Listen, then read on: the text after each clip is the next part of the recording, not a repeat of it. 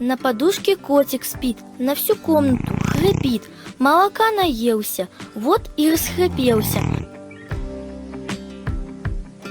Я улягусь на кровать, тоже буду крепко спать. Я коту не уступлю, я его перехраплю.